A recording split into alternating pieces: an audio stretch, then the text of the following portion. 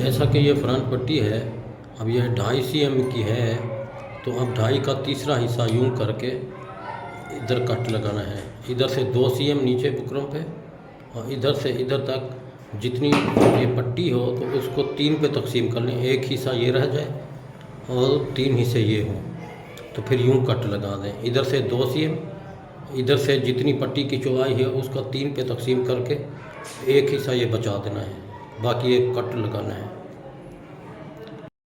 अब जैसा कि कटी हुई कमीज़ की टोटल लंबाई आपने पैमाइश कर लेनी है, फिर इसके बाद आपने इसको ऐसे 3 पर तकसीम कर लेना है। ये आपको नज़र आ रहा होगा।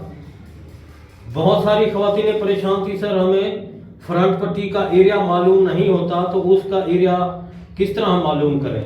अब ये आपके सामने टोटल कमीज़ रखी हुई है, जितनी भी लंबाई है उसको हमने 3 दफ़ा इंची टेप को फोल्ड कर दिया है। तो अब हमें मालूम हो गया कि फ्रंट पट्टी कितनी होगी।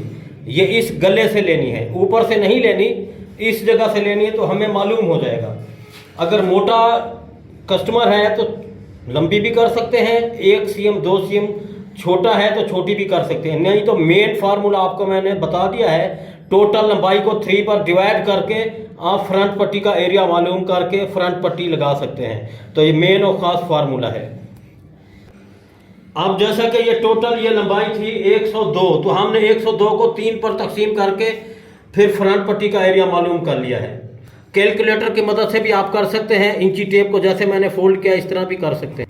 अब जैसा कि ये 103 है, इसको हम डिवाइड करेंगे 3 पर, तो ये जवाब आ रहा है 34.3। तो ये इधर से लेकर इधर तक ये 34.3, यानी इंचों में हम देखेंगे 13 के लगभग आ रहा है। इससे 1 cm ज़्यादा भी कम भी कर सकते हैं, तो कोई हर्ज नहीं होता है, क्योंकि फ्रंट पट्टी है इस गले वाले एरिया से नीचे।